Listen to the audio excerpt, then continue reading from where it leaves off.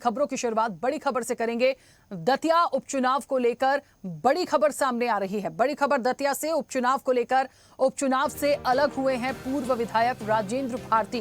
परिवार की जगह दूसरे को मौका देने की कही बात, जिसे पार्टी देगी टिकट उसके साथ रहने का वादा किया है। अवधेश नायक और घनश्याम सिंह की दावेदारी मजबूत मानी जा रही है। मध्य प्रदेश की दतिया विधानसभा सीट पर होने वाले उपचुनाव को लेकर राजनीतिक सरगर्मियां तेज हो गई हैं। कांग्रेस के पूर्व विधायक राजेंद्र भारती के एक बयान से सियासी हलचल भी बढ़ गई है। उन्होंने पार्टी हाईकमान से आग्रह किया कि यदि पार्टी चाहे तो उनके परिवार के बजाय किसी अन्य नेता को उम्मीदवार बनाया जा सकता है। उन्होंने कहा कि पार्टी जिस भी उम्मीदवार को मैदान में उतारेगी वो उसके समर्थन में पूरी ताकत से चुनाव प्रचार करेंगे। राजेंद्र भारती के परिवार की दावेदारी पीछे हटने के बाद कांग्रेस में अब दो नाम प्रमुख रूप से सामने आ रहे हैं। इनमें पाठ्यपुस्तक निगम के पूर्व उपाध्यक्ष अवधेश नायक और दतिया से 2 बार विधायक रह चुके घनश्याम सिंह प्रमुख दावेदार माने जा रहे हैं।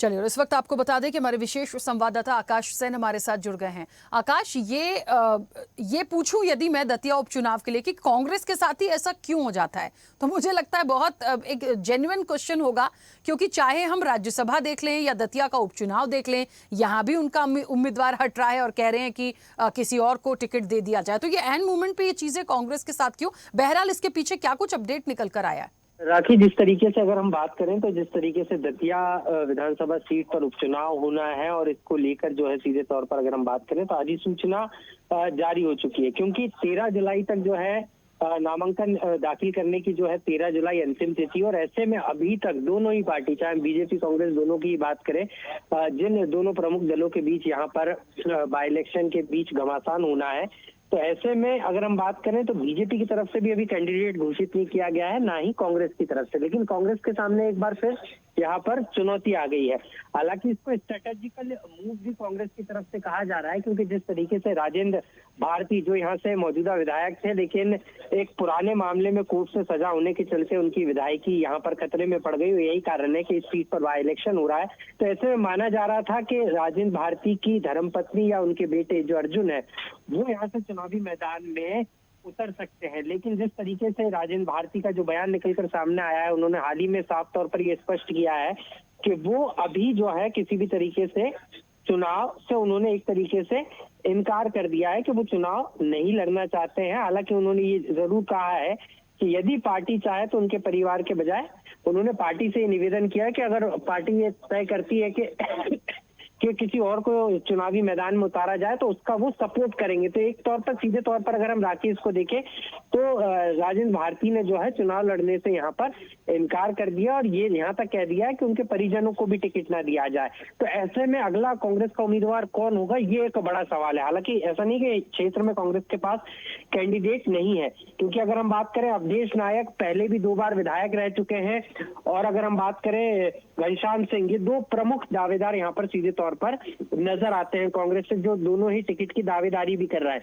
और अभी तक अगर हम बात करें तो 9 नामांकन फॉर्म जो है इस बाई इलेक्शन के लिए खरीद लिए गए। तो ऐसे में ये तो साफ है कि मुकाबला दिलचस्प होने वाला है। और ऐसे में अब देखना होगा कि ये कांग्रेस का स्ट्रेटेजिकल मूव है, क्योंकि राजेंद्र भारती का इनकार करना, क्योंकि इस क्षेत्र की अगर हम बात करें, ग्वालियर चंबल क्षेत्र में ये पूरा आता है और यहाँ पर कांग्रेस में कई बार आंतरिक कलह भी देखी गई है। क्योंकि राजेंद्र भारती की अगर हम बात करें तो पहले समाजवादी पार्टी से भी वो विधायक रह चुके, उसके बाद वापस उन्होंने कांग्रेस में वापसी करके चुनाव जीता था।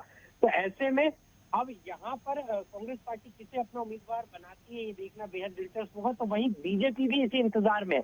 यही कारण है, एक तरीके से हम बात करें तो औपचारिकता ही है।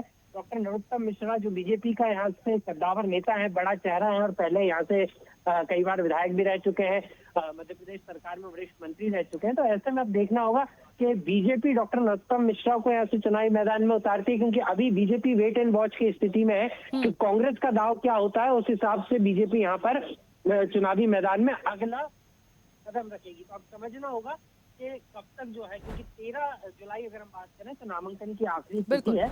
और ऐसे में देखना होगा कि नामांकन तिथि के पास किस तरीके से नामांकन तिथि तक कितने नामांकन जो है यहाँ पर चुनावी मैदान में। बिल्कुल ठीक है आकाश, बहुत शुक्रिया पूरी जानकारी के लिए, बातचीत के लिए। तो देखिए दतिया उपचुनाव को लेकर कांग्रेस के लिए एक बड़ा झटका है, इसलिए है क्योंकि जो मैदान में राजेंद्र भारती आने वाले थे, फिलहाल उन्होंने कदम पीछे कर लिए हैं और वो कह रहे हैं कि आप मुझे या मेरे परिवार को टिकट मत दीजिए, आप जिसे भी टिकट देंगे मैं उसका समर्थन जरूर करूंगा। ऐसे ही वीडियोस के लिए लाइक करें, शेयर करें, फॉलो करें, YouTube पर जाकर सब्सक्राइब कर बेल आइकन दबाना ना भूलें और ताजा अपडेट्स के लिए स्वदेशलाइव.com पर जरूर जाएं।